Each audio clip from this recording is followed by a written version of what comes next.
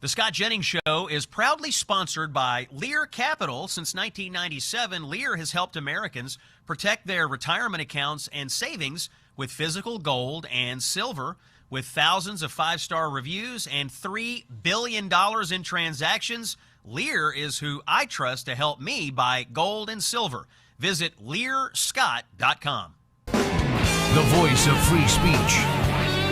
The truth delivered. Common sense for the American people. Welcome to the Scott Jennings Show. It is war in the Middle East. The United States and Israel take down the despotic Iranian regime. We'll have the latest with a slew of experts on today's show. Horrific shootings in Austin, Texas, and Cincinnati, Ohio, and a mother in Northern Virginia stabbed to death by an illegal immigrant. And all of the breaking news of this day. It is Monday, March the 2nd. This is Common Sense for the American people. I'm Scott Jennings, reporting to you from your nation's capital here on Salem. And we begin today with war. We all awoke Saturday morning to the news that the United States and Israel had decapitated the Iranian regime and begun a massive air and naval campaign against a group of fanatics who had themselves been at war with Western civilization for the last 47 years. Now, a war of this scale does not come without risk. As we arrive on the air today, 4 U.S. servicemen have died. Some others have been injured. And this morning, we learned that 3 American F-15 fighter jets were shot down, not by the enemy, but by friendly fire from Kuwaiti air defenses. All of the personnel involved in that incident, however, and thank goodness, are safe and recovered. But by all accounts, the war effort is off to an incredible start. The top level of the Iranian regime was eliminated instantly at the beginning. We have air superiority over Iran to fly thousands of sorties and to strike targets at will. I did speak with senior administration officials this weekend. There was intelligence and a sense that Iran was preparing to strike U.S. targets, military and civilian, with its ballistic missiles. That was one of the reasons for the U.S. attack. The fact that Iran would not give up its nuclear ambitions was another. And of course, 47 years of terrorism against the United States, responsibility for thousands of American deaths and injuries. President Donald J. Trump spoke to my CNN colleague, Jake Tapper, this morning and told him that the U.S. hasn't even started hitting the Iranians hard yet. He said the big wave begins soon. And the president spoke this morning at the White House about the threat that Iran posed to the United States. Let's hear from the president in cut number 10. An Iranian regime armed with long-range missiles and nuclear weapons would be an intolerable threat to the Middle East, but also to the American people. Our country itself would be under threat, and it was very nearly under threat. I was very proud to have knocked out the Iran nuclear deal by President Barack Hussein Obama. That was a horrible, horrible, dangerous document. They would have had nuclear weapons 3 years ago. And how are Iranians around the world and in the United States reacting to all of this? Well, they're dancing in the streets. Here's some audio and video of the celebrations in Los Angeles, California, home to one of the largest Iranian diasporas in the world. Let's take a look at that. Clip number 12, please.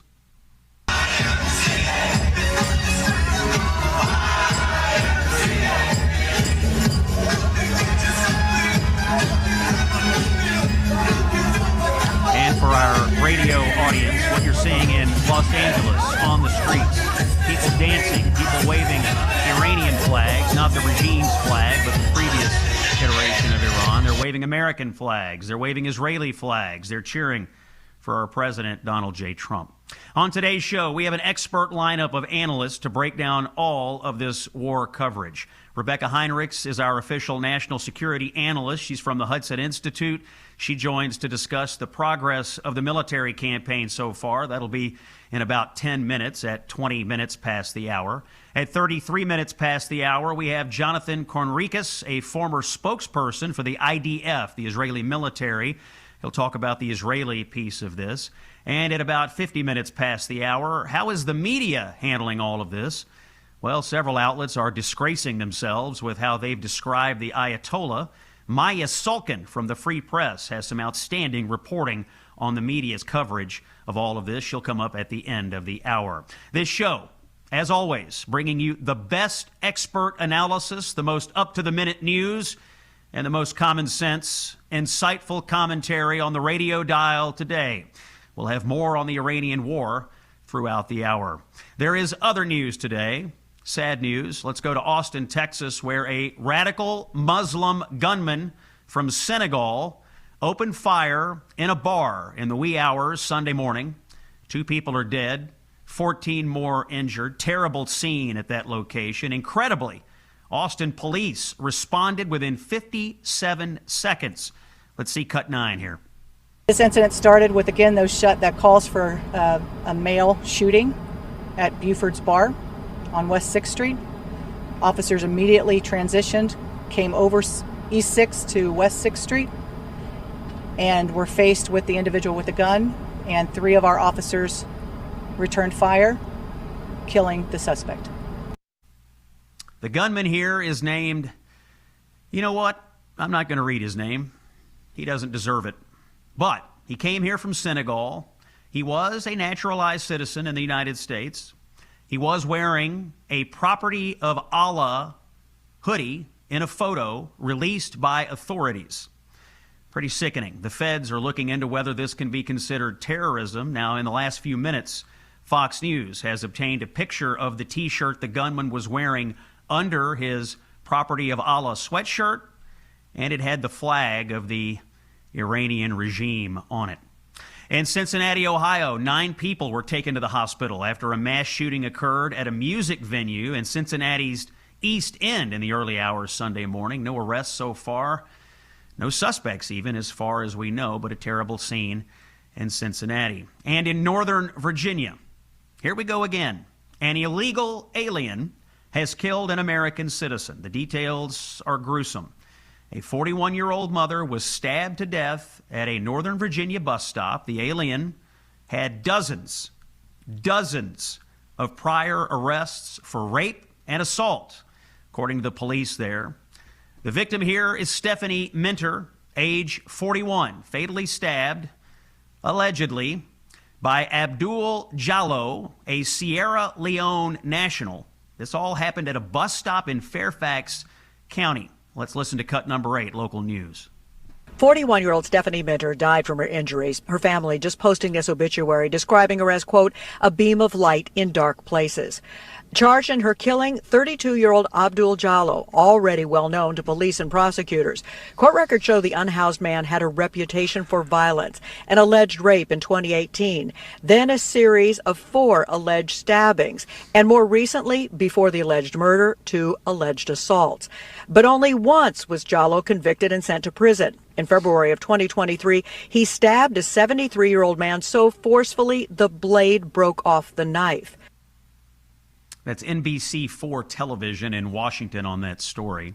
Now, this all comes as the new governor of Virginia, Democrat Abigail Spanberger, has ordered state law enforcement to stop cooperating with ICE to deport violent illegal aliens. And this illegal alien, why was he out of jail?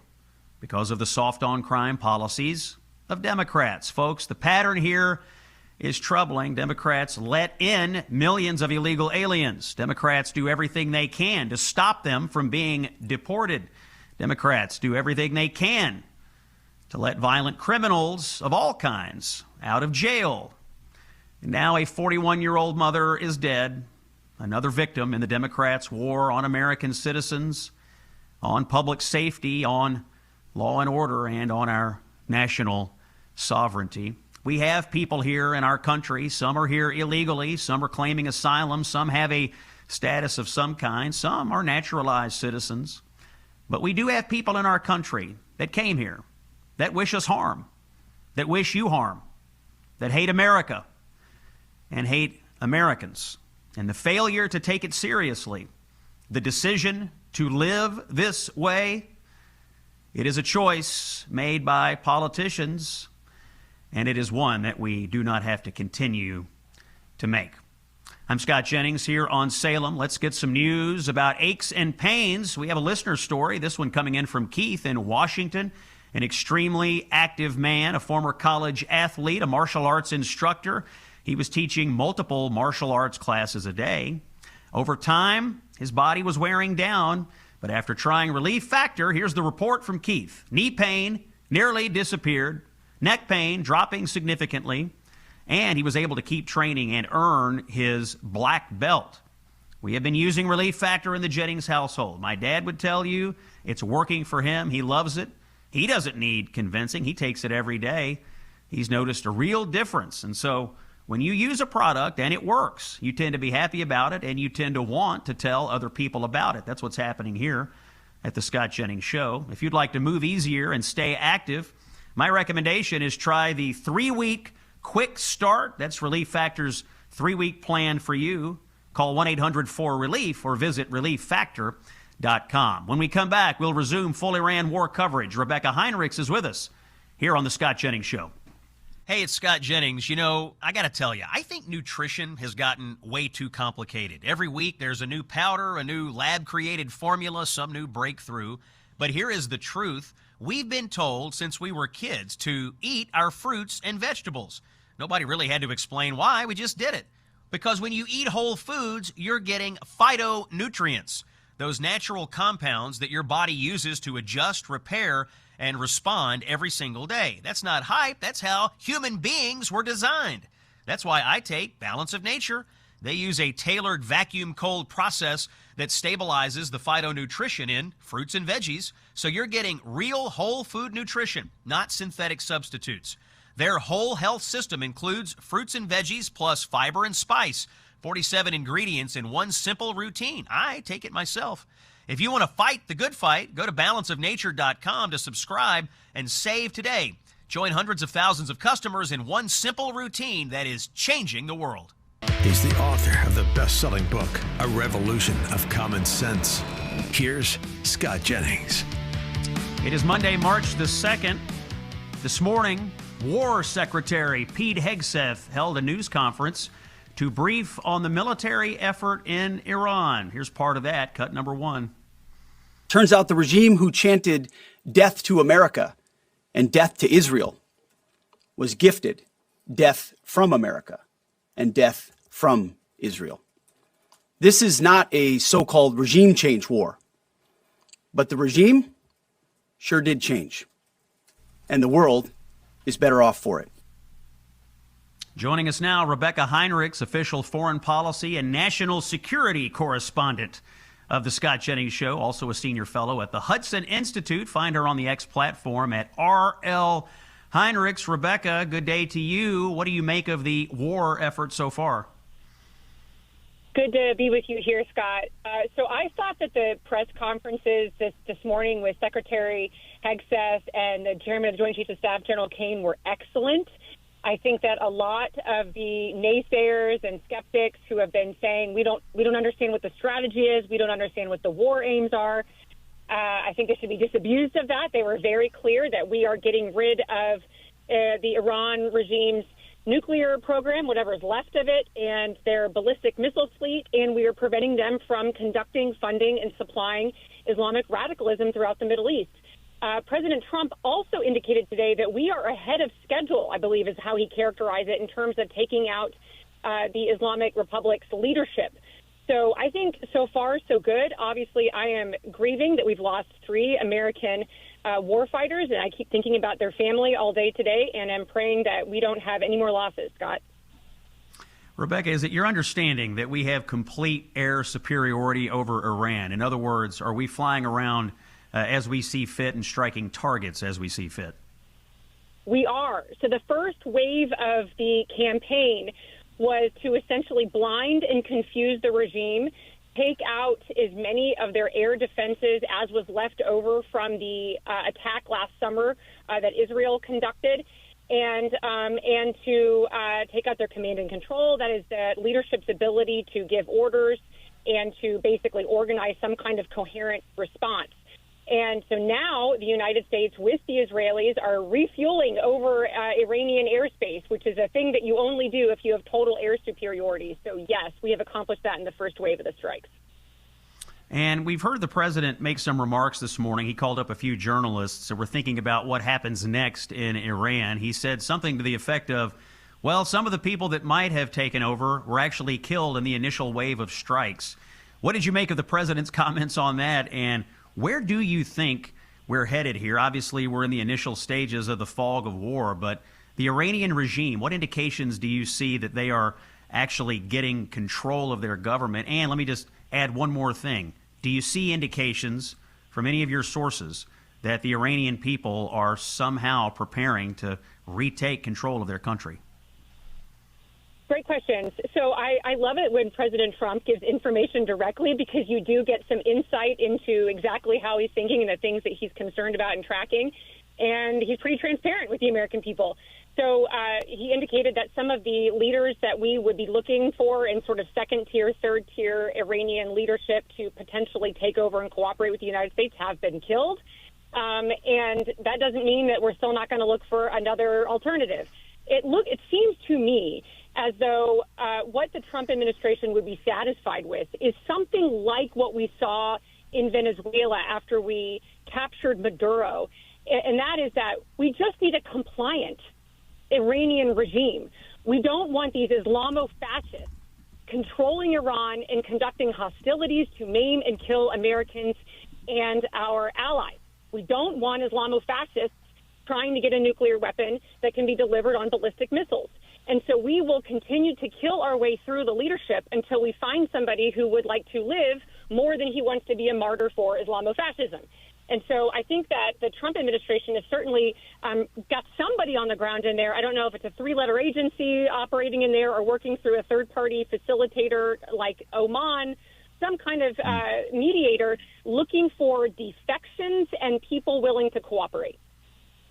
That voice you're hearing on the Scott Jennings Show, our official national security correspondent, Rebecca Heinrich. She is from the Hudson Institute. Rebecca, if you'll keep your phone on, we're going to keep calling you for the rest of this war effort. It sounds like we may be in for a few weeks of this, but we always appreciate your expert analysis. Thank you for joining us today. We are going to take a break. When we come back, we have an interesting guest coming on, Jonathan Conricus. He is a former spokesperson for the IDF. That is the Israeli military.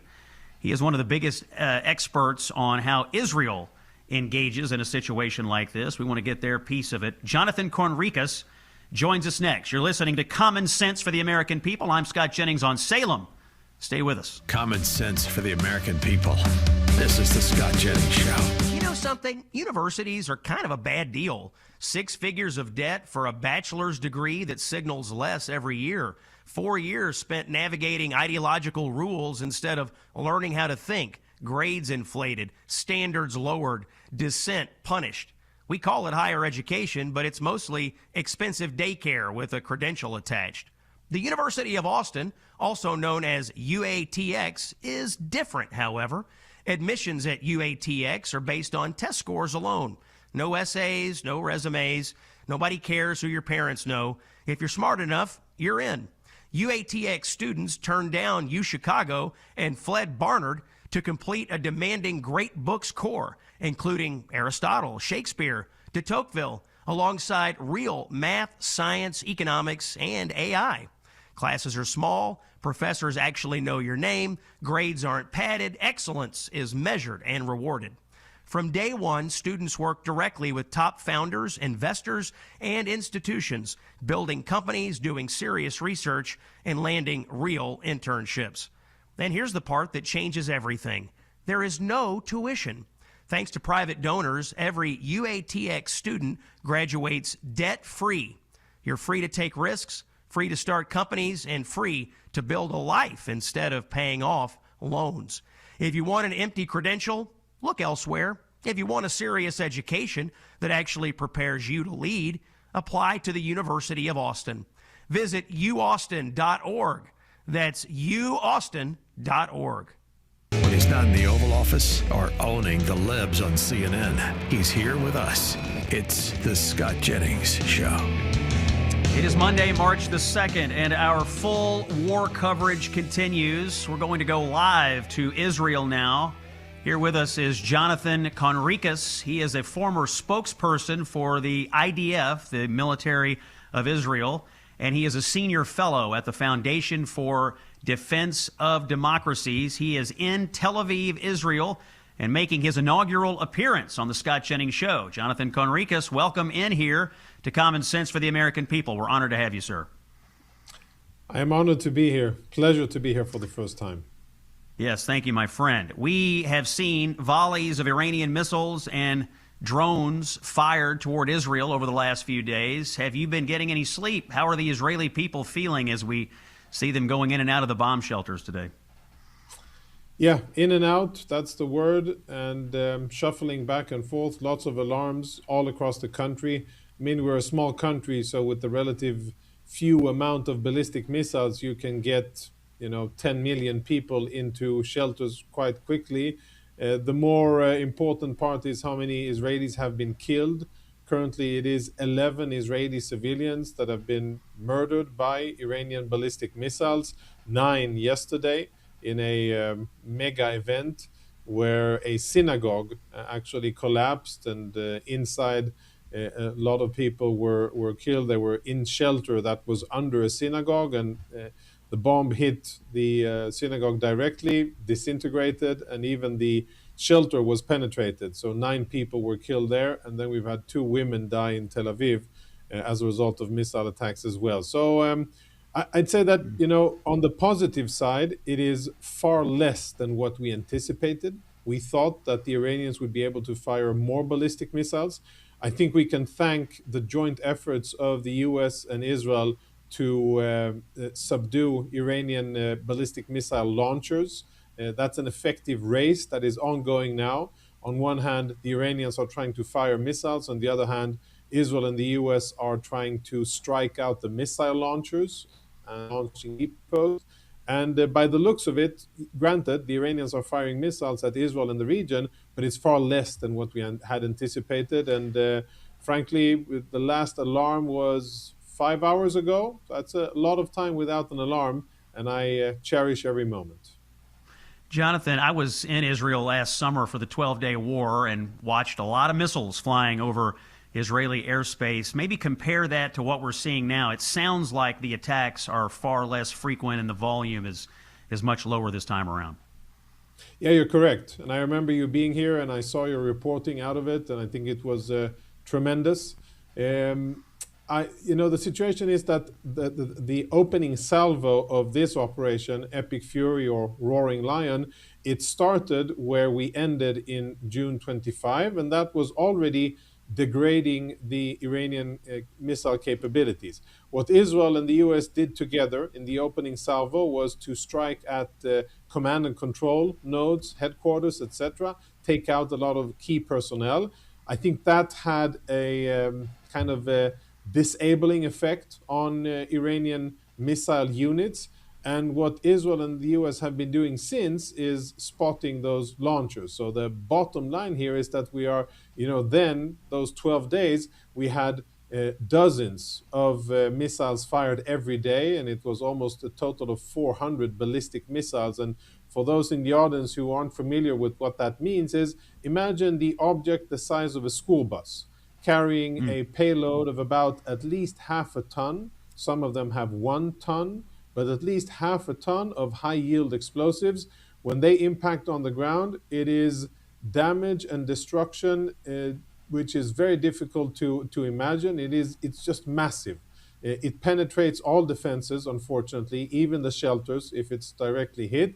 But again, the positive side is that the Iranians are able to fire less. Now, we don't know if the Iranians are just, trying to keep their powder dry and not to run out of missiles, understanding that they have a finite supply, or it's because we've taken out the launchers. In any case, I'm happy that the situation is better than what we anticipated. It is odd to see, when we look at the region, when we see what the Iranians are doing in the region, lashing out firing missiles at 6 or 7 different Muslim countries, and even at European countries, even at Cyprus. They fired both ballistic missiles and attack drones. But we see casualties in Saudi Arabia, in the Emirates, in Kuwait, in Qatar, Bahrain, and even and places like this. So it is quite surprising to me that the Iranians would do this strategic mistake and lash out the way that they have. It's not going to do them any favors, and instead of what I think they wanted to do was to build pressure on the US by applying force on these Arab states and hoping that they would tell the US, please stop with the fighting because we can't take the Iranian attack. What's happening is actually the opposite. And these countries are now saying, well, by all means, US and Israel carry on, and all God's strength with you, and we're also going to perhaps participate in the fighting. And that's definitely a surprise. That I didn't have that in my bingo card when I thought how this would play out. Yeah, you bring up my next question, which is the likelihood that we see Arab Gulf states engaging militarily. Do you think we're going to see that here in the next day or two? You know what? I wouldn't have said so 2 days ago, but I think that there's actually a chance, not because they've found the spirit, leadership, and bravery needed to do so. Maybe that, these countries in the region, they're not necessarily bad, but they're not necessarily known for their combat bravery and their ability to stand up to bullies. They've been cowering under the Iranians for quite a while, and been held safe by the American umbrella of safety that the U.S. Safety and security that the U.S. has spread over them. They have a lot of tech, but for the first time, I think what they're seeing and the calculation that they're making is that Iran is weakened and that Iran is exposed and vulnerable. And if there ever was a best opportunity for the Saudis, the Emiratis, and others to actually retaliate against Iran, now is a great time, because Iran doesn't have any air defenses and they're exposed and they're in disarray. So just for the books, for the records, it would be a pretty smart thing to do, and probably the right thing to do for domestic and political purposes as well for the Saudis and Emiratis. Definitely, it's warranted, because the Iranians have fired more than 150 ballistic missiles at the UAE. They have fired more than 500 explosive drones and 2 cruise missiles at the UAE. I don't know exactly how many at Saudi, but these are substantial amounts. This is aggression, direct aggression by the Iranians against these countries, and they, by all means, should defend themselves. That voice you're hearing on the Scott Jennings Show today, Jonathan Conricus. He's a former spokesperson for the IDF. That's the military in Israel. He's also a senior fellow at the Foundation for Defense of Democracies. Seems to me that this alliance between the United States and Israel is something we should talk about. And our Secretary of War here, Pete Hegseth, did do that this morning. Jonathan, I'm going to play a clip of Pete Hegseth discussing our ally Israel, and I want to get your reaction to it. Let's play cut number 2. Israel has clear missions as well, for which we are grateful. Capable partners, as we've said since the beginning, capable partners are good partners. Unlike so many of our traditional allies who wring their hands and clutch their pearls, hemming and hawing about the use of force. America, regardless of what so-called international institutions say, is unleashing the most lethal and precise air power campaign in history. B-2s, fighters, drones, missiles, and of course, classified effects. All on our terms, with maximum authorities. No stupid rules of engagement, no nation-building quagmire, no democracy-building exercise, no politically correct wars. We fight to win, and we don't waste time or lives. Jonathan, maybe talk to us, because of your experience, about the close coordination that goes on between the United States military and the Israeli military, and what makes that coordination so lethal. Yeah, I appreciate very much, and so do many other Israelis, the words of Secretary of War Hegseth, and of course the leadership of the president and most of the team of the administration, Secretary Rubio, and many others. We can see that there's the bond here at a moral level, but there's also at the real, actual, factual level, unprecedented cooperation. What I've seen Israeli and American officers do is share raw intel at the purest level, build scenarios together, build entire operations and targeting procedures, and actually coordinate operations and then rehearse it together at an unprecedented level of intimacy. I mean, the relationship here between the U.S. and Israel, militarily speaking, is something that has grown over years. I think, the U.S. it's an empire that is capable of working with other countries, with other militaries. It is built to work in coalitions. Israel isn't. For many years, we knew how to fight, but we knew how to fight alone. And this is now the first time where we, I think, are seeing the excellent benefits of being able to plan together and operate together, both offensively against Iran and striking Iranian targets, and also defensively protecting assets, American assets, and protecting Israel. I am in awe of the professionalism. I am very grateful for the skill, the bravery, the discipline, and the composure of our armed forces, whether it's the pilots, men and women, by the way. We have more than 30 female pilots, Israeli female pilots, who have participated in the sorties over Iran. That in itself is a beautiful thing. And what one of our Persian language spokespeople said, she's also a woman, she said that Israeli women are not bystanders to history. They make history, which is such a stark contrast to how women are treated under the Islamic regime in Iran. And I hope that that will, of course, change, and that the beautiful potential of women in Iran will be unleashed for the better of Iranian society. But the cooperation is strong. It is growing even stronger, and I'm very happy. I think it is mutually beneficial.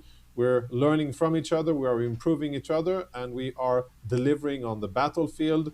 I can only express my condolences to the families of what I understand is now 5 fallen American service members, if the number is correct, because I understand the last also succumbed to his wounds. And condolences to the family. I'm a soldier myself. I have lost soldiers in combat. I know what that means, and I hope that their families will at least find comfort in the fact that their children paid the ultimate sacrifice, but they're doing it for a very good cause. May God rest all of their souls. It is, in fact, a noble cause. Jonathan Conricus, former IDF spokesman and senior fellow at the Foundation for Defense of Democracies, thanks for coming on. We'll call you back in the days ahead as this unfolds. It is a historic situation, and we're grateful for your time today. Indeed. Thank you very much. My pleasure. All right, Jonathan Conricus, excellent report from Tel Aviv, Israel. By the way, as Operation Epic Fury intensifies, the world braces for what comes next. And in the Holy Land, red alert sirens are filling the air. They give you about 15 seconds to reach the nearest bomb shelter. The situation is serious. The threat is real. In times like these, faith and freedom aren't just abstract ideas. They're what we depend on. And you can support the efforts in Israel by helping our partners at the International Fellowship of Christians and Jews. Please stand with Israel in prayer today. Visit supportifcj.org. The Holy Land depends on your prayerful support. More on this when we come back. It's Scott Jennings on Salem. Stay with us. You know, gold and silver recently soared to record highs and then pulled back. So are precious metals still a good buy? Many Wall Street experts predict higher prices ahead. Why? Well, because we still have trillions in national debt, a declining dollar, and inflation that keeps shrinking our savings. Even with corrections along the way, gold remains a historical hedge for wealth protection. That's why Morgan Stanley's chief investment officer ditched the 60-40 stocks and bonds portfolio and is recommending up to 20% in precious metals. They're getting educated, and you should too. Call Lear Capital at 1-800-880-2424 for your free gold investment kit and learn how you could qualify for up to $20,000 in bonus gold. Lear Capital has over $3 billion in transactions and thousands of 5-star reviews. Call 1-800-880-2424, 1-800-880-2424, or visit learscott.com. You've heard the narratives. Now get the truth. It's the Scott Jennings Show. Monday, March the 2nd, full coverage of the war effort in Iran continues here on the Scott Jennings Show.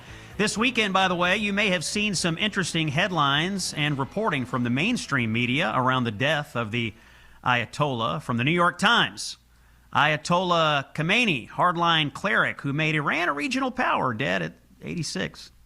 Washington Post, not much better. They claim that under Khamenei, quote, Iran did not seek to destroy the Jewish state militarily. He merely sought its dissolution through, quote, popular referendum. The whitewashing of the Ayatollah is already incredible. And Maya Sulkin at the Free Press is all over it. Maya, welcome into the Scott Jennings Show. How is the media covering this already, and how are they failing? That's what I'd like for you to tell our listeners today. Yeah, thank you so much for having me. You know, if you were relying on the Times or the Guardian or the Washington Post for the Ayatollah's obituaries, you might think, you know, a world leader, albeit maybe a slightly controversial one, had died. Like you said, they called him a hardline cleric, which, as I say, it's kind of like calling Hitler a hardline nationalist. The Guardian kind of took us through a literary tour of the Ayatollah's life, his fondness for Persian poetry. And what really just stood out to me is the fact that the Iranian people or anyone paying close attention do not need an obituary to tell them who Khamenei was. He was not a cleric or a statesman. He was a dictator, an evil one, who terrorized people who believed in basic human rights. So the way that he has been depicted has kind of been, really, really remarkable. Our guest today is Maya Sulkin, intrepid reporter with the Free Press. Maya, I was reading with astonishment from the Washington Post this weekend after this all was confirmed. I'll read it to you. With his bushy white beard and easy smile, Ayatollah Khamenei cut a more avuncular figure in public than his perpetually scowling but much more revered mentor, and he was known to be fond of Persian poetry and classic Western novels. Bushy white beard and easy smile. Maya, you might have thought that we had bombed Santa Claus if you read the Washington Post. I was astonished that this sentence was written by a journalist and approved by an editor. Yeah, I mean, they also kind of went on to say that, like you said, he didn't, seek to destroy the Jewish state militarily, just sought, dissolution through referendum. I mean, how they reached this conclusion when, you don't even have to be following the region closely, but just go to his X feed and post after post is, describing Israel as a cancerous tumor, assuring his followers, Zionism was always close to implosion. How they reached that conclusion and decided that his beard and smile were, the most important parts of his legacy is a complete mystery to me. As a journalist, what do you think other journalists need to keep in mind when writing obituaries like this? I mean, yes, controversial is one way to describe it, but the Ayatollah, the regime, I don't really think there's any controversy or any dispute. These people are responsible for thousands upon thousands upon thousands of deaths, people being maimed, terrorism around the world. I mean, controversial, that word to me doesn't really cut it. Because controversial means there's really two sides to the debate. Here in the West, shouldn't journalists be more clear about exactly what people like this stood for?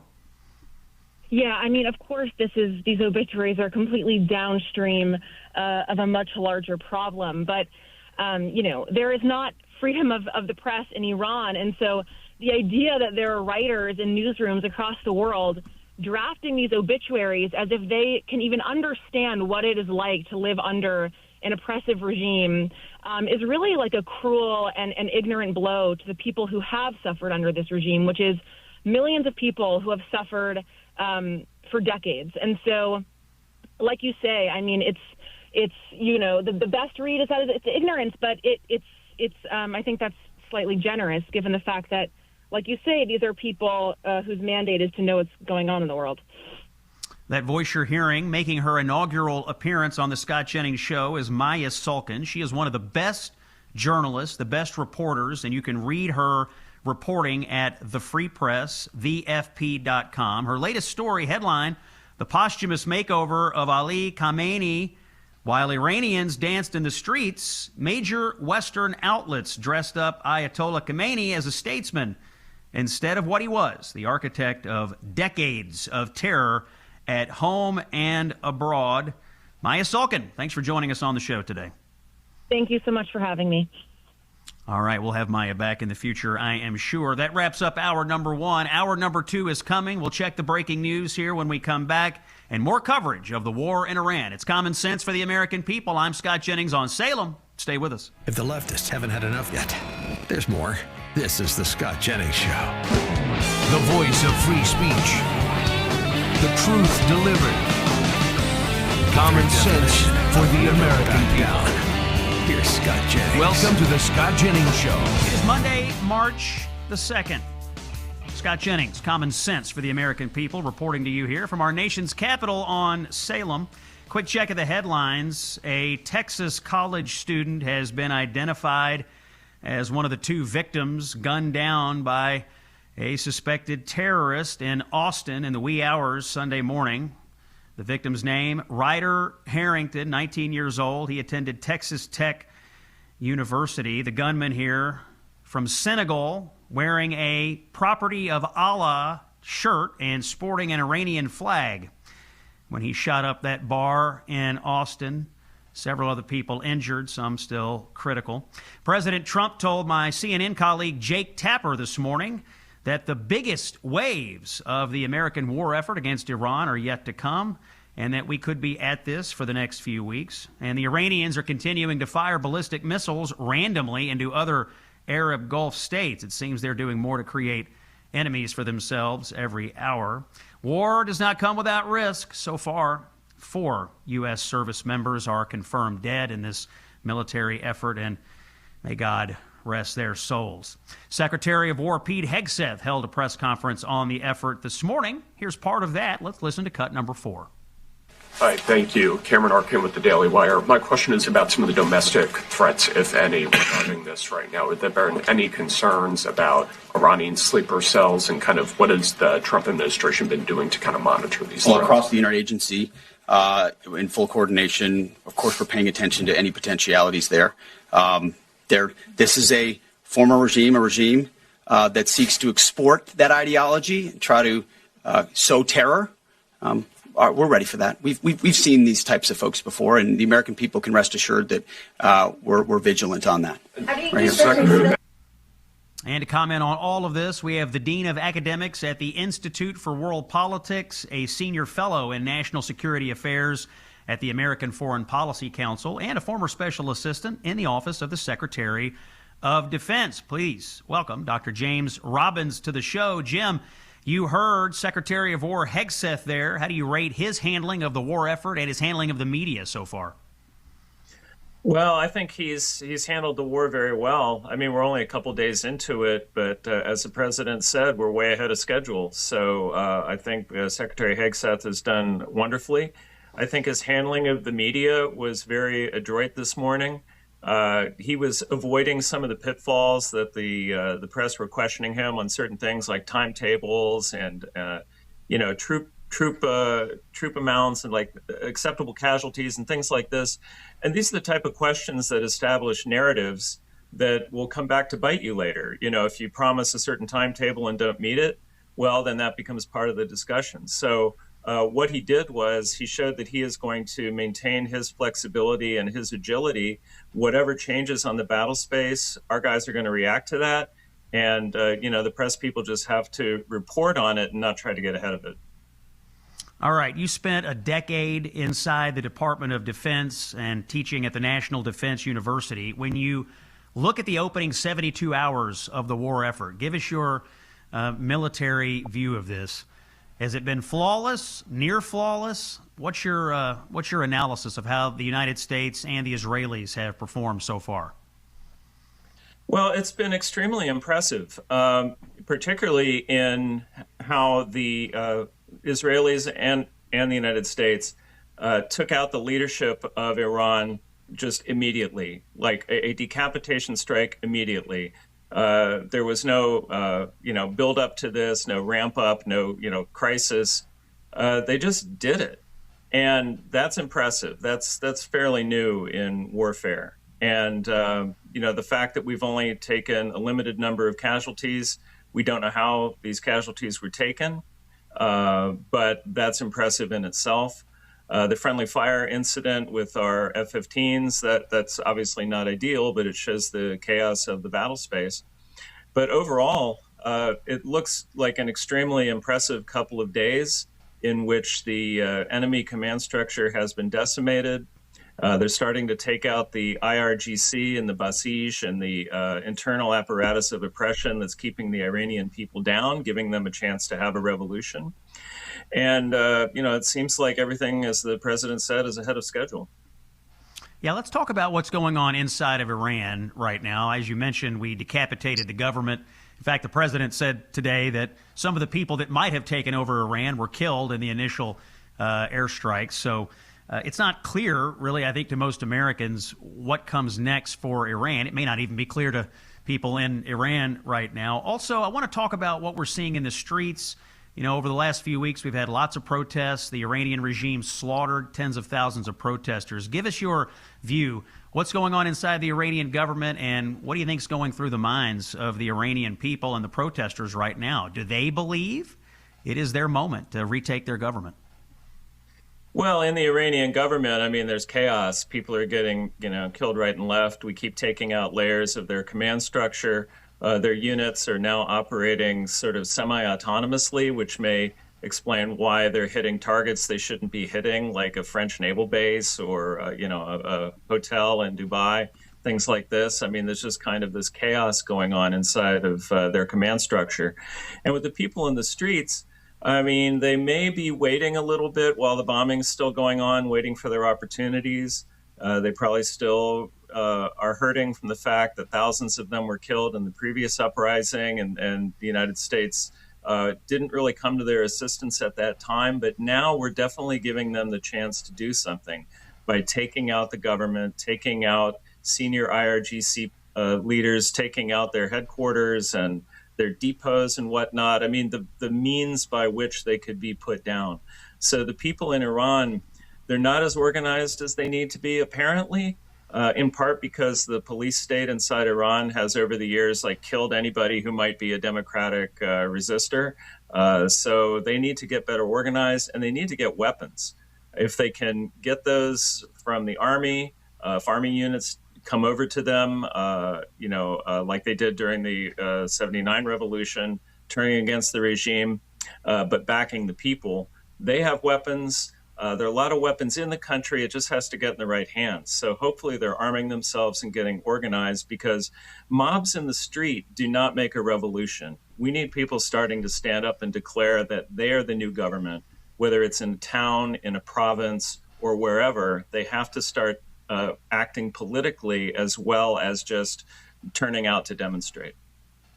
Dr. Jim Robbins, our guest here in the second hour of the Scott Jennings Show today on Monday, March the 2nd. The president said today, and this is a new statement from the president, we're destroying Iran's missile capabilities, we're annihilating their navy, we're ensuring that the world's #1 sponsor of terror can never obtain a nuclear weapon, and we're ensuring that the Iranian regime cannot continue to arm, fund, and direct terrorist armies outside of their borders. What do you make of the case for war? Has the White House successfully made this case? What do you recommend to them in the days ahead?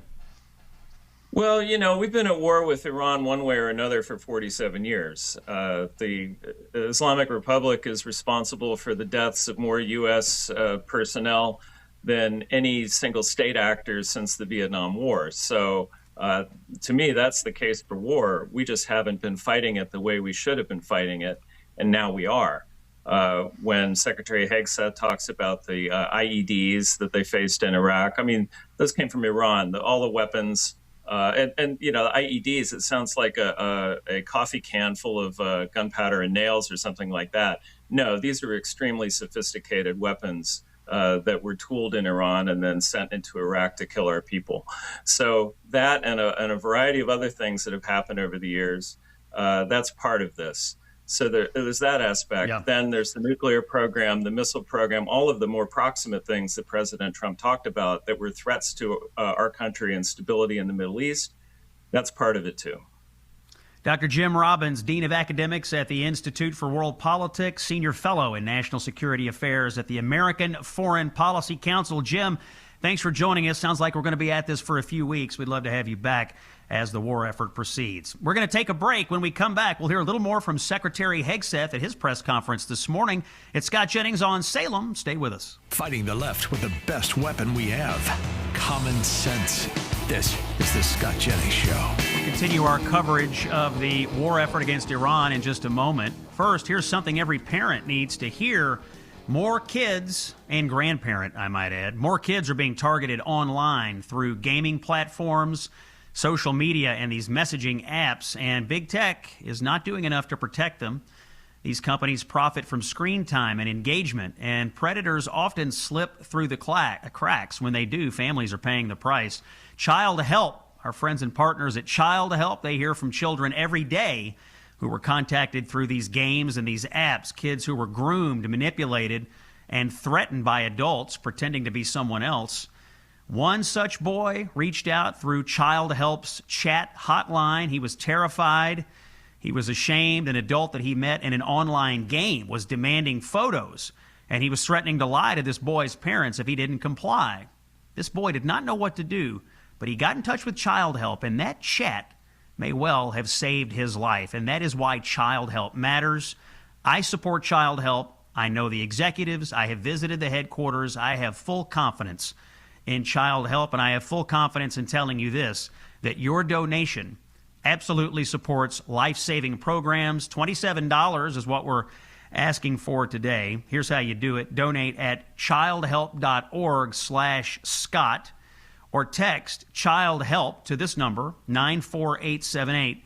94878. You send a text, put Child Help in there, and you can donate $27 today. Child Help is a great charity.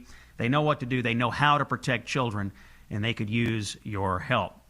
Let's talk a little bit here on the Iranian war effort about one of the heroes of the effort so far. A lot of attention, of course, rightfully on our president, who made a courageous decision, on Secretary Rubio, on the Joint Chiefs, on General Kane, who's obviously doing a terrific job.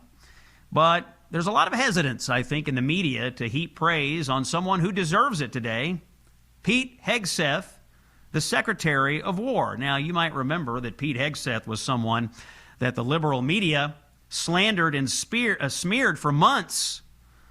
During his confirmation afterwards, they called him incompetent. They called him a drunk. They said he was unfit for the job. A lot of Democrats smeared and slandered Pete Hegseth. What are the results right now? Well, let's see. The Ayatollah is dead. Maduro in jail. Not a bad record for the Secretary of Defense. Last summer, we obliterated and degraded Iran's nuclear capabilities, and we're back at it now. This morning, Secretary Hegseth gave a great press conference detailing the operation and what's to come. Let's start with what might have been the best line of the effort so far. Here's Pete Hegseth in cut number 1. Turns out the regime who chanted death to America and death to Israel was gifted death from America and death from Israel. This is not a so-called regime change war, but the regime sure did change, and the world is better off for it. Really good that our Secretary of War, Pete Hegseth, can give a press conference, make affirmative statements, talk to the media, and he is unafraid to say out loud that we are going to hold our enemies accountable when they come after us. And that is, of course, exactly what Iran has been doing for 47 years, coming after the United States. The President of the United States, by the way, has made some comments today. Let's hear from the President now. Here's cut number 13. Imposes to the American people, and a threat indeed it is. We have the strongest and most powerful, by far, military in the world, and we will easily prevail. We're already substantially ahead of our time projections, but whatever the time is, it's okay. Whatever it takes, we will always And we have, right from the beginning, we projected 4 to 5 weeks. But we have capability to go far longer than that. We'll do it. Whatever somebody said today, they said, oh, well, the president wants to do it really quickly. After that, he'll get bored. I don't get bored. There's nothing boring about this. Do you agree with that, Pete? I don't think there's anything, Mr. General. I think there's nothing boring about it. Somebody actually said from the media, I think he'll get bored after about a week or two. No, we don't get bored. I never get bored. If I got bored, I wouldn't be standing here right now, I guarantee you that, to go through what I had to go through. What's obvious to me today is that Pete Hegseth, the Secretary of War, is locked in on top of every detail and executing a great effort, and the Commander-in-Chief is in it to win it, whatever it takes to defeat our Iranian enemies.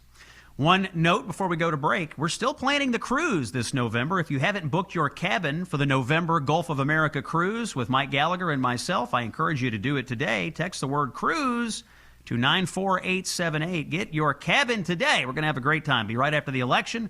We'll have much to discuss. More war coverage when we come back. It's Scott Jennings on Salem. Stay with us. He's the author of the best-selling book, A Revolution of Common Sense. Here's Scott Jennings. It is Monday, March 2nd. Common Sense for the American people. Scott Jennings here reporting from Salem. And my next guest, I think, has the honor of being the quickest returning guest in the history of the Scott Jennings Show. He was on here late Friday to discuss the possibility of war, and now he's back today to discuss the war that is underway. Behnam Ben Taleblu from the Foundation for Defense of Democracies. Behnam, thanks for coming back to the show.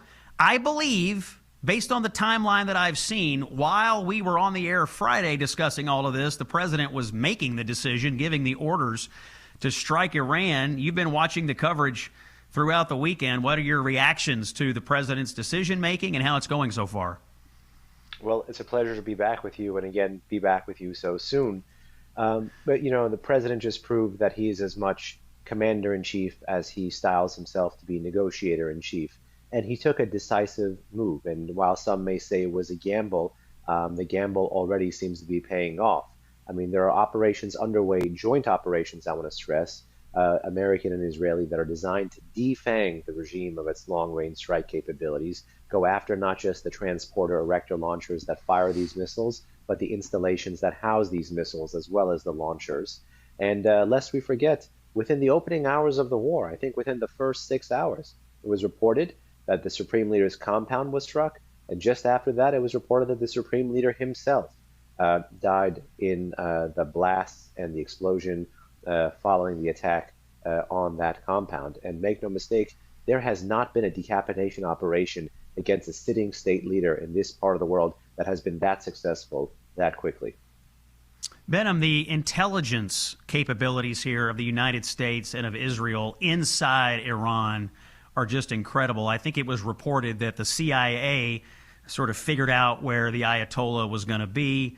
You had Mossad all over Iran here, and these two countries and these two intelligence services working together for the elements of the Iranian regime that remain. How much paranoia must be running through what's left of the Iranian government right now? I mean, they are probably looking behind every door and around every corner wondering, you know, is there a foreign intelligence operative watching me right now? I mean, chances are there probably is.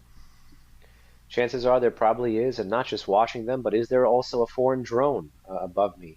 You know, it's not just the coordinating and the planning with their colleagues and partners, where it turns out one of them might be a foreign agent or a foreign asset, or in reality, probably an Iranian patriot who simply just doesn't want to see their country go down the tube and is willing to work with major Western powers to stop the armed forces from burning through the country like they already are. That might be a more proper fit, we could say, for armed forces folks who are defecting or quiet quitting or working with foreign intelligence services than to call them traitors per se, because I think the Islamic Republic is the traitor to the Iranian nation here.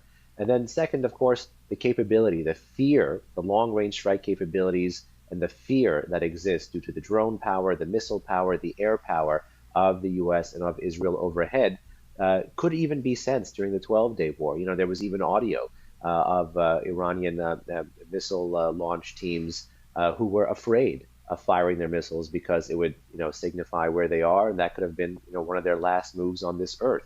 And that fear, plus that, patriotism, could foster defections, or it could foster quiet quitting, or foster more unit-level individual pressure for opportunism and survival, rather than continuing to carry out the fight. Because lest we forget, this is a regime right now that is headless, but that is still fighting. There is not a commander-in-chief at the moment.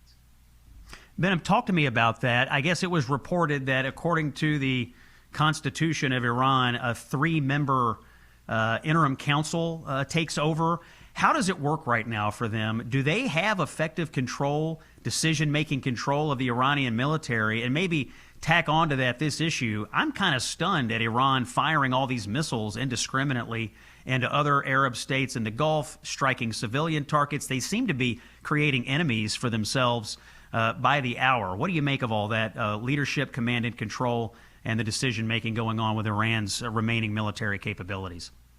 Well, let's take it from the top. You don't have to take it from me. You can take it from the foreign minister of Iran, who in a recent interview, in English, by the way, said that they don't control the armed forces, that the armed forces have their own target banks and preset plans, and regardless of the status of the politics, that these guys are going to be firing at whatever they want to be firing at. So again, this is what a government official in the Islamic Republic said. So there it goes to show you how much worth and value and even really capability and credence to deliver that these folks have, because they don't even seem to be controlling their armed forces. So that really does force us into the world of available military options, rather than thinking there's a quick and easy political off-ramp here. The second thing about command and control, while the focus is indeed on the Leadership Council to assume some of these major executive functions, and that Leadership Council is composed of the President, Pezeshkian, this other cleric, Ali Reza Arafi, who he can get back to talk to. Some people have said he could be a potential Supreme Leader successor. Some people say he's more of a pliable face for the hardline national security deep state. And then the third, the head of the judiciary, Ejei. These three, legally and politically, are serving in that executive function, in that kind of interim leadership council capacity. And they will be doing this up until the next quote-unquote Supreme Leader is picked by the Assembly of Experts, which is a body of folks that the Supreme Leader has helped to steer their activities through, even though they were supposed to be monitoring his activity during his time in office. Suffice to say, the name we haven't mentioned and the institution we have not mentioned is Ali Larijani and the Supreme National Security Council today. Even though the regime no longer has an actual person whose title is Supreme Leader, that individual and that institution are, in my view, at this moment in time, the most important person and the most important national security decision-making body inside Iran today. So while you have this council that is going to be in place up until you get a new quote-unquote Supreme Leader, that individual, Ali Larijani, who heads the Supreme National Security Council, is going to be the most important person for command and control in that country, and we believe he is still alive. The next thing, Benham, let me just ask you, what kind of person is that? Is he, I mean, how do you regard him and compare him to the previous leadership in Iran? Consummate regime insider. This guy served in the Quds Force in the heyday of the Iran-Iraq War. He's educated. He's held a whole host of national security, high-ranking political positions. He was a former Speaker of Parliament. He's been all over the place. He is a deep state insider. I know here in Washington, people talk about swamp creatures, but that is the swamp creature of that kind of a regime. He's seen all sides, worked with all factions, and believes in the mission.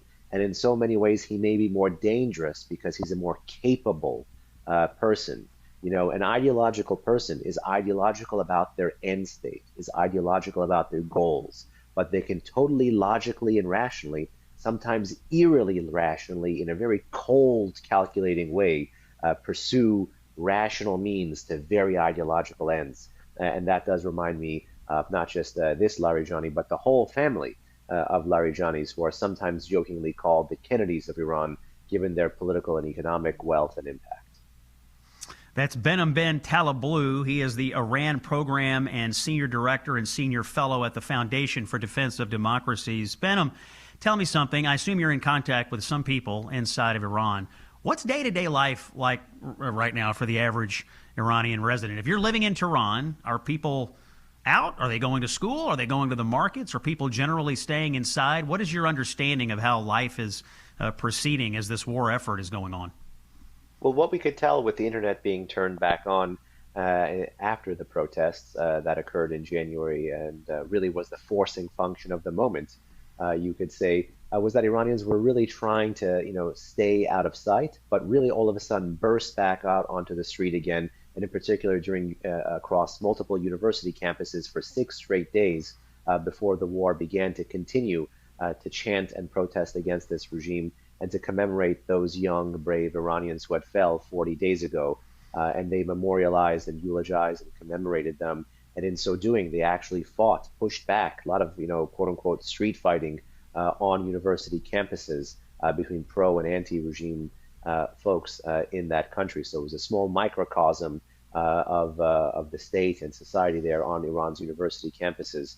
But elder folks, middle-aged folks, a lot of folks were trying not to be seen, trying not to risk the ire of Iran's increasingly policing and patrolling national security deep state, and in particular their security services. That has changed in the outpouring of celebration and felicitation of the news of Khamenei's passing, because as you know, once the conflict got underway and a lot of strikes, even in around urban centers, were felt, people in Tehran, because they remember the 12-day war, tried to flee. And Tehran is the country's capital. Greater Tehran plus the suburban areas has a population of 15 million on a day-to-day during working hours. A little bit less, 10 to 11 million if you just count Tehran proper. Many of them fled to the north or to some of the provinces during the last war. So you saw that behavior again, but then you also saw road closures due to dancing and, again, felicitations that the regime could not control once the supreme leader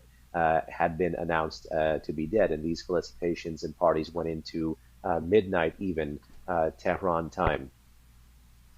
Ben, one piece of sound just into the Scott Jennings show I want to get your comment on. This is the NATO Secretary General, Mark Rutte.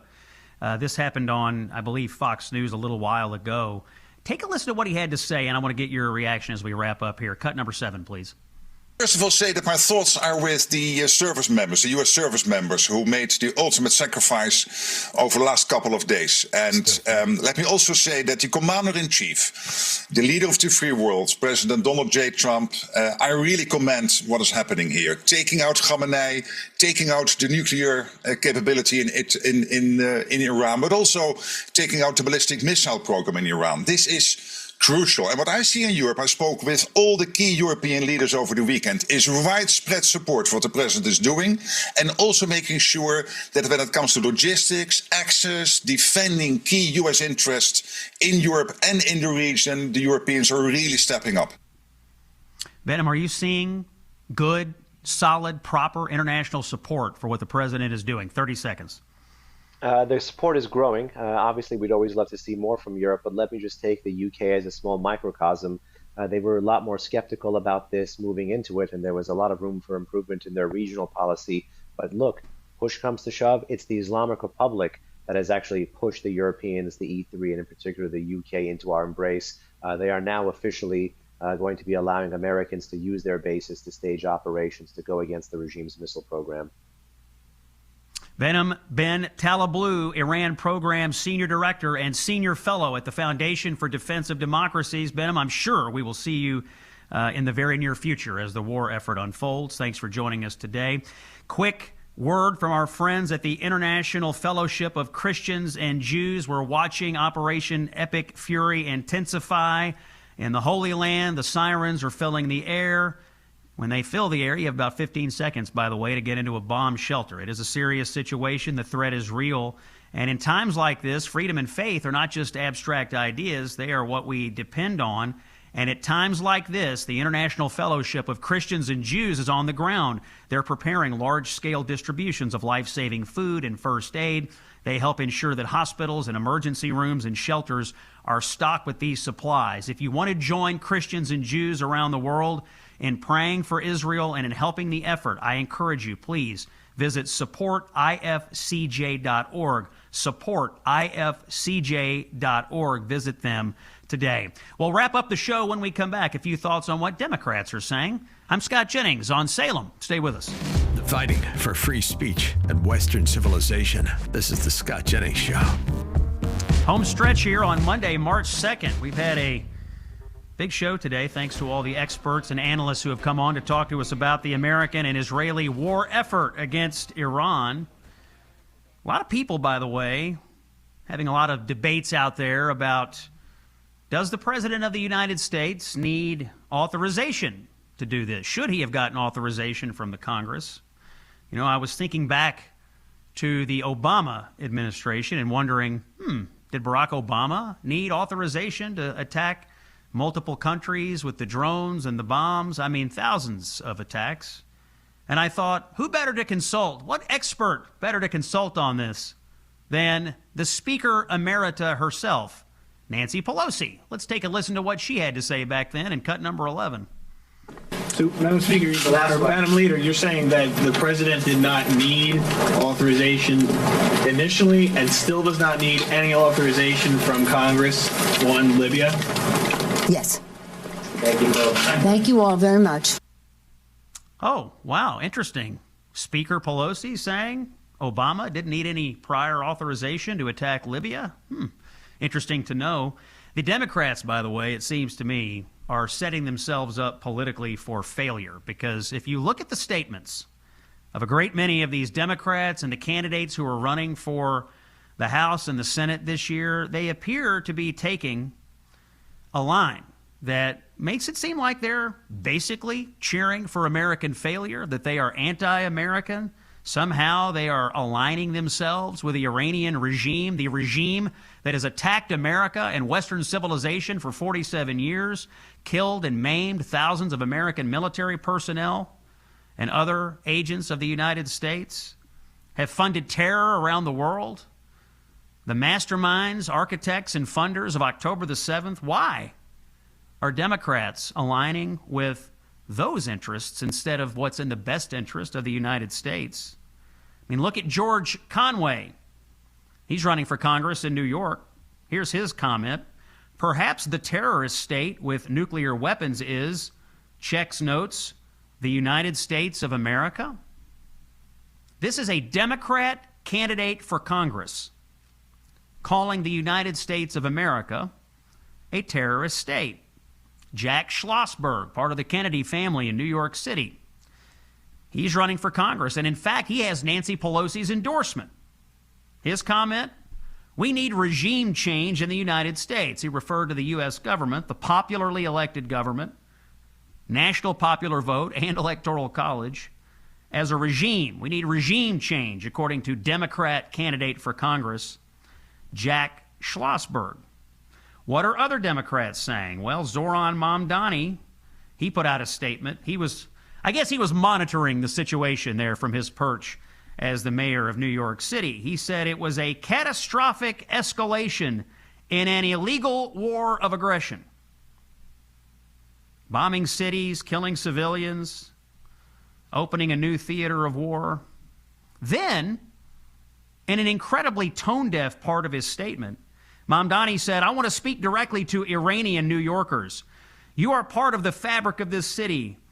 You will be safe here. Brother, they are safe here because they're in the United States of America. They're here for a reason. They're not in Iran for a reason. The Iranians in the United States are not worried about their safety here. They would be worried if they were in Iran under the despotic regime we just decapitated. They're dancing in the streets here in the United States. They're not worried too much about this. What an incredibly tone-deaf thing to say. Congresswoman Rashida Tlaib of Michigan, again, Democratic member of Congress. You cannot free people by killing them and destroying their country. So Tlaib has aligned herself with the Iranian regime, with the Ayatollah's regime. I mean, I question the wisdom of aligning yourself with the people who are already dead in our war effort, but they are. Rashida Tlaib trusts the Iranian regime as it was constituted. She thinks whatever they were doing, whatever you want to call it, was good. Was it good for women there who were being tortured and murdered? Was it good for the protesters in the streets who were being slaughtered by the tens of thousands? I don't think so. Predictably, Ilhan Omar and others have also aligned themselves with the fanatics instead of what's in the best interest of the United States. Democrats right now are in serious, serious danger of looking like kooky anti-American radicals, and the Republicans look like pro-American, pro-freedom, responsible actors. That's it for today. We'll be back with more tomorrow. It's Scott Jennings on Salem. Thank you for listening.